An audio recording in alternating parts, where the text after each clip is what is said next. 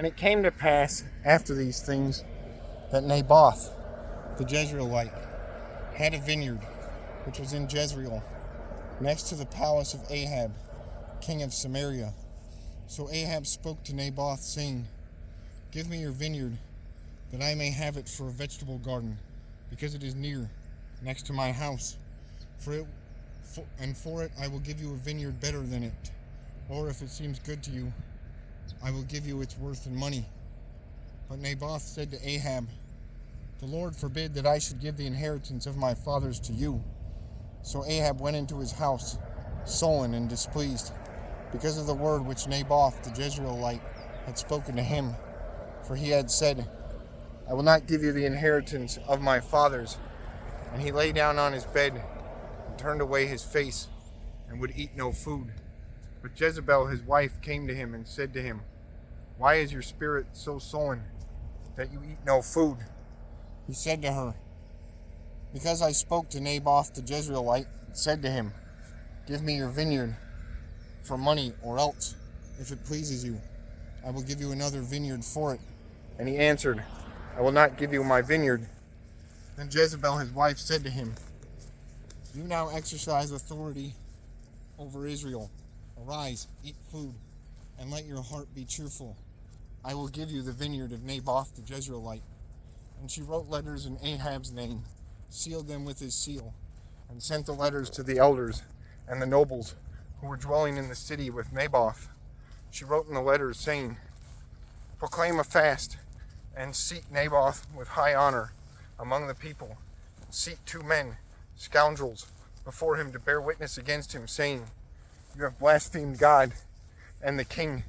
Then take him out and stone him, that he may die."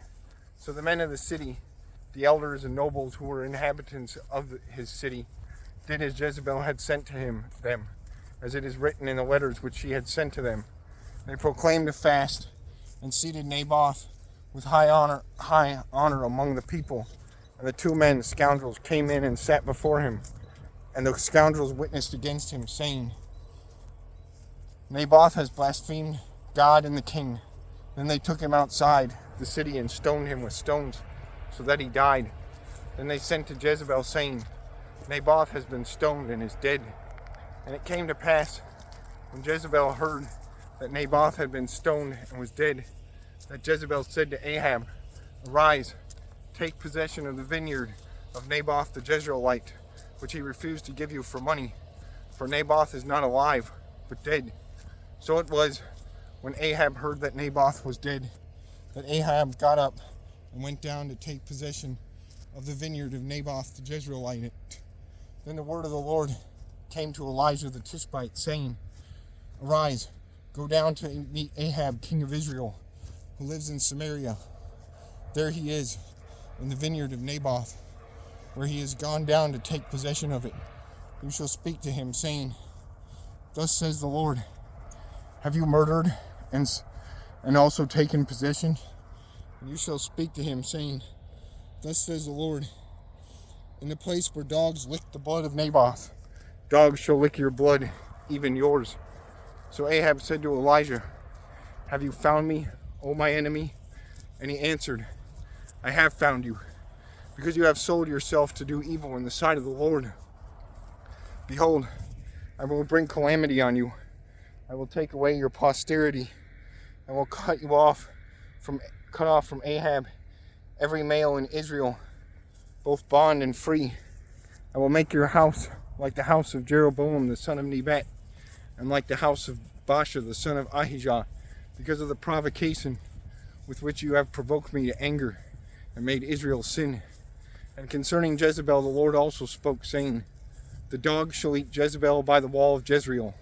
The dog shall eat whoever belongs to Ahab and dies in the city, and the birds of the air shall eat whoever dies in the field."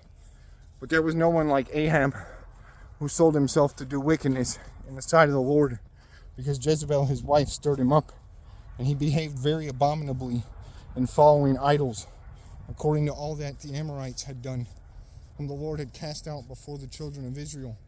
So it was, when Ahab heard those words, that he tore his clothes and put sackcloth on his body and fasted and lay in sackcloth and went about mourning. And the word of the Lord came to Elijah the Tishbite, saying, See how Ahab has humbled himself before me? Because he has humbled himself before me, I will not bring the calamity in his days. In the days of his son, I will bring the calamity on his house.